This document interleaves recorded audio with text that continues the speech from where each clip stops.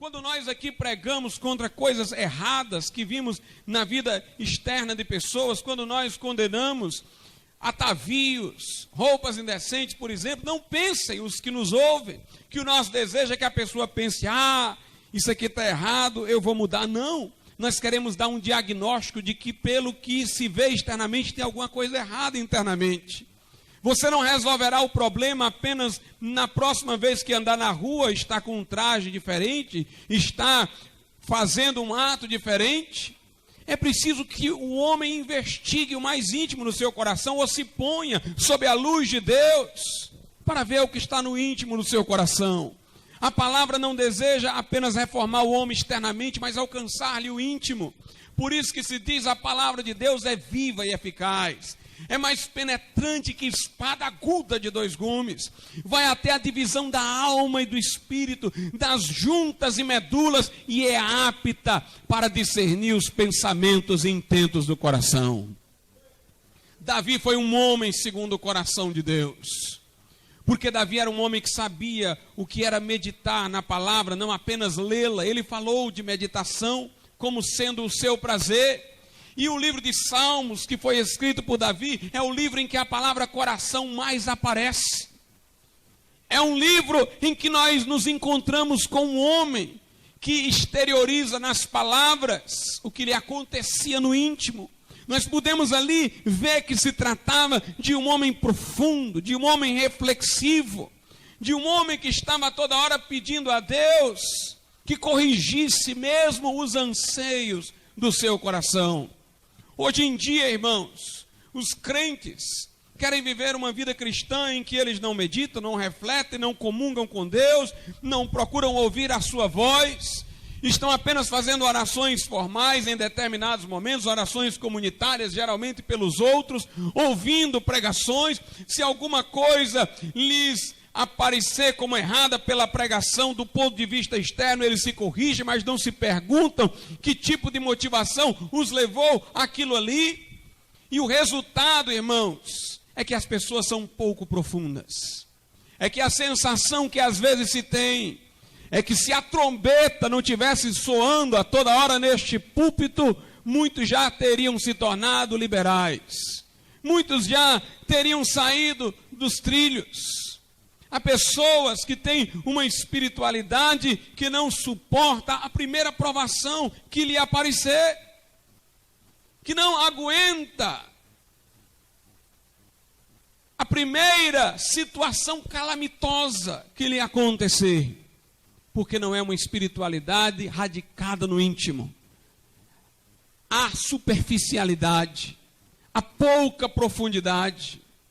Há um versículo que diz que um abismo chama outro abismo, e nós o lemos aqui no Brasil de um sentido um pouco pejorativo, como querendo dizer que um mal leva a outro mal. Mas as traduções europeias e americanas dizem mais ou menos assim: um fundo clama a outro fundo. E eles interpretam isso como sendo uma coisa boa, que o fundo do coração é que clama ao fundo do coração de Deus. Uma profundidade chama pela outra. Nós só poderemos trazer, irmãos, a profundidade de Deus a nós, se nós formos pessoas profundas. A Bíblia diz que o Espírito prescruta todas as coisas, mesmo as profundezas de Deus, e Ele nula revela. Mas nós não conheceremos as profundezas de Deus, se nós também não formos profundos. Se nós também não tivermos uma vida espiritual profunda, com raízes profundas. Nós não podemos, irmãos, deixar que prazeres dessa vida, que cuidados dessa vida sufoquem a semente da palavra de Deus dentro de nós. Nós não devemos permitir que um mundo que quer que as pessoas estejam a toda hora com um sorriso plástico na boca, nos impeçam, dizendo ser melancolia, uma tristeza piedosa quando necessária. Nós não podemos, irmãos, permitir que essa sociedade hedonista do prazer, do lazer incontido, tire de nós a reflexão sobre a necessidade de contemplação, de parar, de se colocar diante de Deus, de ouvir a sua voz, de se recolher à sua presença. Há pessoas, irmãos, que estes vícios do coração os assaltam de maneira tão subrepetícia que nem eles se dão conta. Não só eles, diria eu, fingem para os outros, fingem para si mesmos. Não apenas eles forjam aos outros uma espiritualidade que não tem, mas também pensam que de fato a têm. Enganam-se até a si próprios. Não é à toa que Paulo diz: irmãos, não vos enganeis. Por várias vezes ele diz: não vos enganeis. Nós podemos enganar a nós mesmos. Nós podemos estar agindo apenas na força e no ímpeto da emoção, e aquilo ser a nós como se fora uma motivação espiritual. Nós podemos, irmãos, vir à igreja por um hábito até herdado da tradição católica, que nos trazia à igreja dominicalmente, no caso aquela que era falsa no passado, e confundir isso com um zelo continuado. Portanto, o perigo é de um homem não profundo, não apenas enganar aos outros, mas ele enganar a si próprio, porque ele é tão pouco profundo, que até estas coisas entram no seu coração sem que ele se aperceba. Davi era um homem profundo, por isso dizia: Senhor, vê se há em mim algum caminho mau, e guia-me pelo caminho eterno. Ele dizia: prescruta o meu coração, sonda o meu coração. Davi dizia: purifica-me dos erros que me são ocultos. Ele falava consigo mesmo no travesseiro, ele diz. Ele meditava na palavra e meditava acerca de si próprio, deixando, pois, toda malícia. São as raposinhas que destroem as vinhas, são essas coisas aqui que destroem a nossa espiritualidade, o resto é consequência. O que destrói a espiritualidade das pessoas é a malícia, é o engano, é o fingimento, é a inveja, é a murmuração, e essas coisas têm que ser deixadas, irmãos.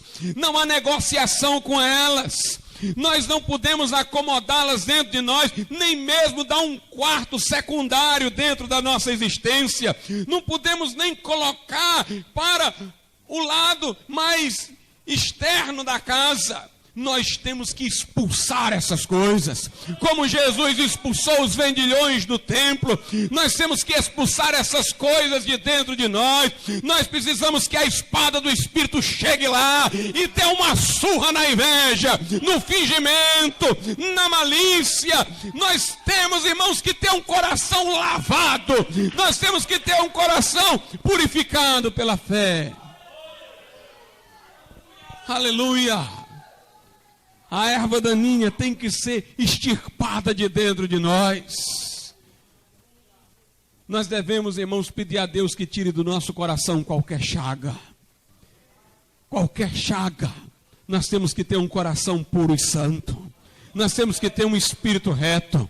Temos que ser sustentados com um espírito voluntário.